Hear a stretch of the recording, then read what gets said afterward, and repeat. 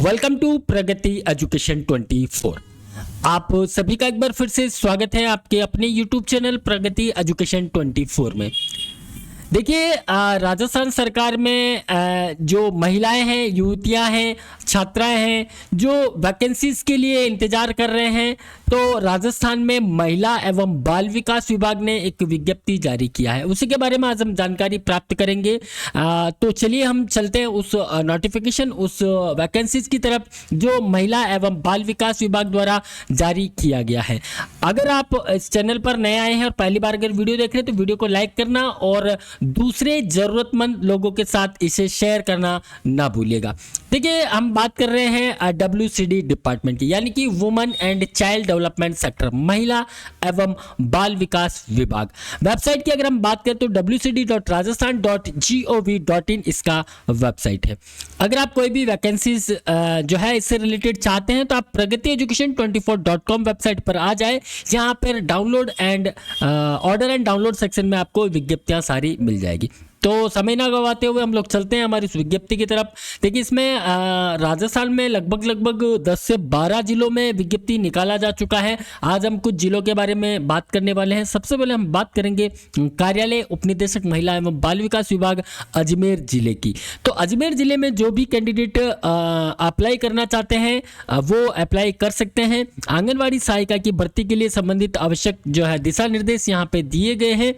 और देखिए, आंगनबाड़ी सहायिका के लिए जो यहाँ देखिएगा आप, ये नोटिफिकेशन है।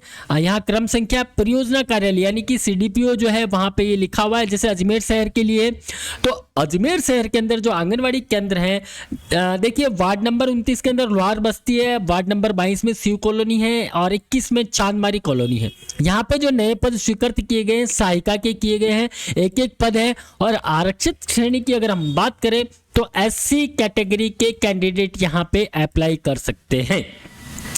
बाकी CDPO अजमेर की जो ईमेल आईडी है, यहाँ पे आपको डॉक्यूमेंटेशन भिजवाना है। किस प्रकार से भिजवाना है, कौन इसमें आवेदन कर पाएंगे, आपकी क्वालिफिकेशन होनी चाहिए, इसमें एग्जाम होगा या नहीं होगा, उसके बारे में आगे हम डिटेल से जानकारी प्राप्त करेंगे। आप बेसिकली ये चीज़ एक बार आप देख लें कि ये परियोजना कार्यालय के नाम है और जो आपका ग्राम पंचायत या नगर निकाय का नाम है वो यहाँ पे आपको मिलेगा। जैसे नगर निगम अजमेर की हम बात कर रहे हैं तो नगर निगम अजमेर में यहाँ पर वैकेंसीज है और सहायिका के लिए आप आवेदन कर सकते हैं। एक पद यहाँ पे दिए हुए हैं और ये आंगनवाड़ी केंद्रों के नाम दिए हुए हैं। जहाँ पे कैटेगरी लिखा हुआ है इसका मतलब है कि उसी कैटेगरी के कैंडिडेट अप्लाई कर सकते हैं। इसी प्रकार से जैसे ब्यावर शहर की बात करें तो नगर परिषद ब्यावर के अंदर देखिए वार्ड नंबर दिया हुआ है 1, जिसके अंदर मुंशी कॉलोनी है, 5 नंबर कंजर बस्ती है, महादेव कॉलोनी है, सूरज कॉलोनी है, सांगो का बढ़िया, नारायण नगर है, गढ़ी थोरियान है, शांति नगर और गजानन कॉलोनी है। जिसमें जहाँ कैटेगरी लिखा है इसका मतलब उस कैटेगरी है। बाकी अनारक्षित कैटेगरी के कैंडिडेट आवेदन कर सकते हैं। RI है,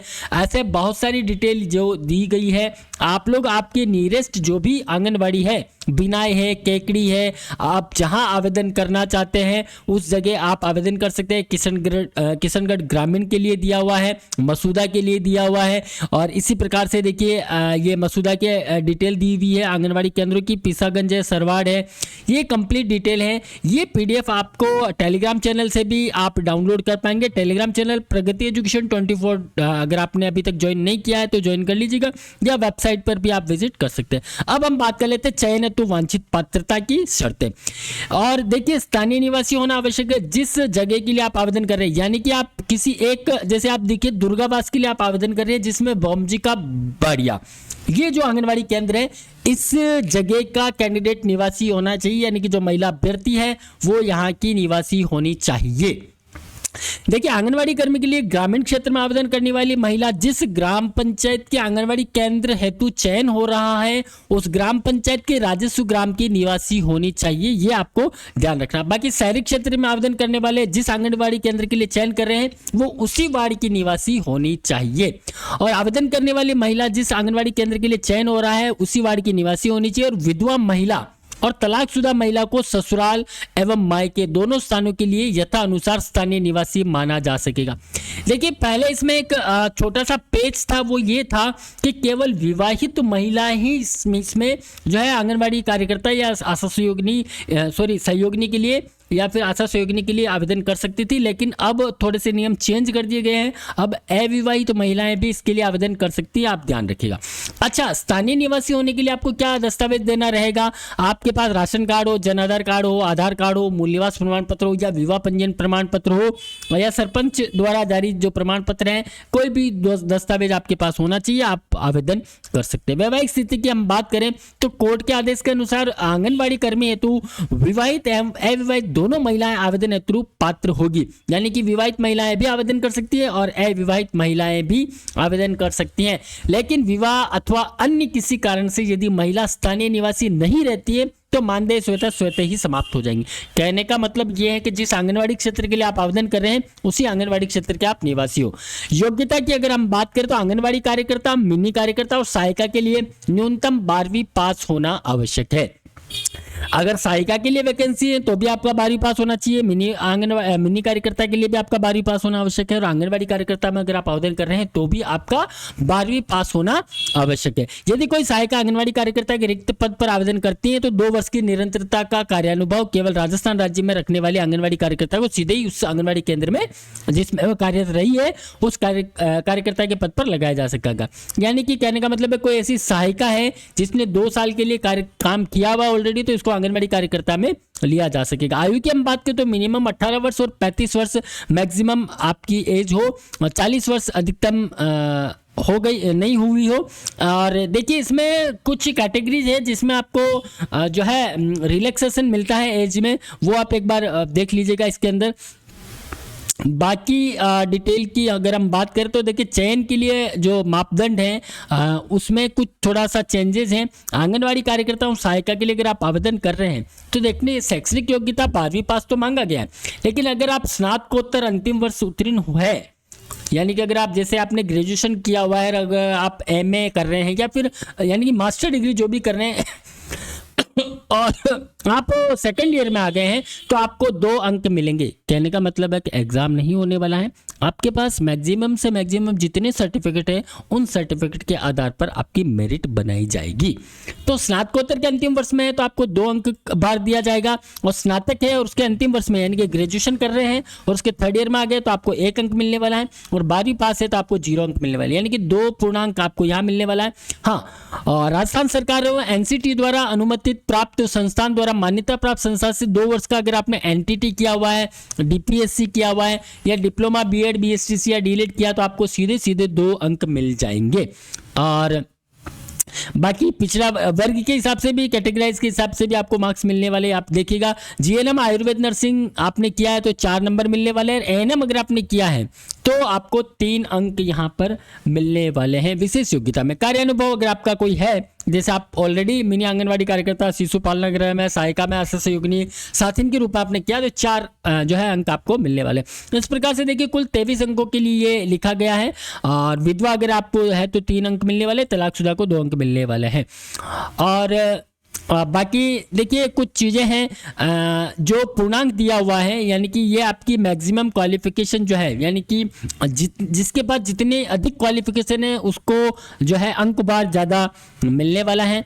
और समान अंक अगर प्राप्त हो जाते हैं, यानी कि ऐसा हो जाता है कि 2 या 2 से अधिक आवेदकों के बराबर अंक हो जाते हैं तो निम्न क्रम में उनको वरीयता दी जाएगी। यानी कि विधवा है इनमें भी समान अंक होंगे तो सबसे कम उम्र की जो विधवा है पहले उसको लिया जाएगा। विधवा महिला की जन्म तिथि के आधार पर होगी, यानी कि तलाकशुदा है इसमें भी अगर कोई समान अंक वाली मिल जाती है तो इसमें भी सबसे कम उम्र की तलाक वाली जो है महिला उसको वहाँ पे जो है फायदा बेनिफिट मिलने वाला है। विकलांग दिव्यांगजन को बेनिफिट मिलने वाला है। अधिकतम आयु वाली महिला को पहले इसमें लिया जाएगा। अधिकतम आयु वाली महिला में भी अगर 2 या 2 से अधिक आवेदकों के बराबर अंक एक ही जन्म दिनांक महिला होने की स्थिति में उच्चतम शैक्षणिक योग्यता पे मिलने वाला है।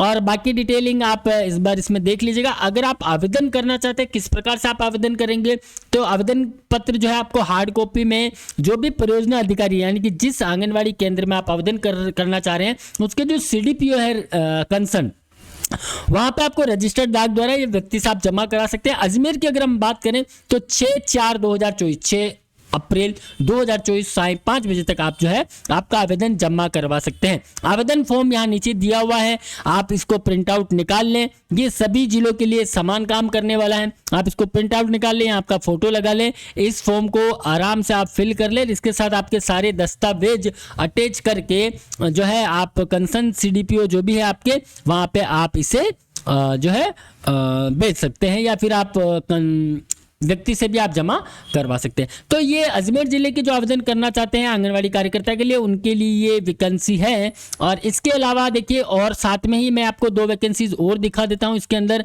जो आपको मिलने वाली है बीकानेर के लिए। बीकानेर और चूरू की हम इसमें एक और बात करने वाले हैं, अजमेर के लिए हो गई है। बीकानेर की भी इसमें विज्ञप्ति निकली हुई है। बीकानेर जिले में अगर आप आवेदन करना चाहते हैं आंगनवाड़ी कार्यकर्ता, आंगनवाड़ी सहायिका के लिए, तो उनकी डिटेल यहाँ दी हुई है। देखिए, परियोजना का नाम यहाँ दिया हुआ है, बीकानेर शहर है, ग्राम पंचायत का नाम यहाँ लिया हुआ है, वार्ड नंबर दिए हुए, आंगनवाड़ी केंद्र का नाम दिया हुआ है, रिक्त पद कितने, जैसे आंगनवाड़ी कार्यकर्ता का 1 है, सहायिका का नहीं है, कुल रिक्त पदों की संख्या 1 है, किसके लिए है, आरक्षण श्रेणी भी दी हुई है। तो इसको आप भली बाती एक बार चेक कर लें। बहुत बड़ी लिस्ट है। ये लिस्ट भी आपको टेलीग्राम चैनल प्रगति एजुकेशन जो है उस पर आपको मिल जाएगी। ग्रामीण क्षेत्र हेतु इच्छुक महिलाएं, यानी कि जो नियम है, शर्तें हैं, वो समान रहने वाली, जैसे कि मैंने अभी आपको अजमेर जिले के लिए बताई थी, वो सेम रहने वाली है।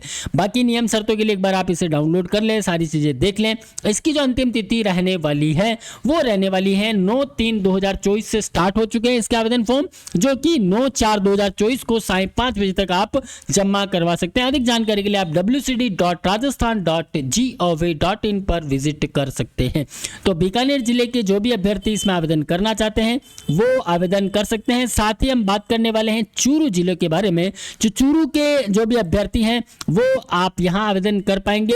रिक्त पदों हेतु पदवार आंगनवाड़ी कार्यकर्ता केंद्रों के नाम यहाँ दिए हुए हैं।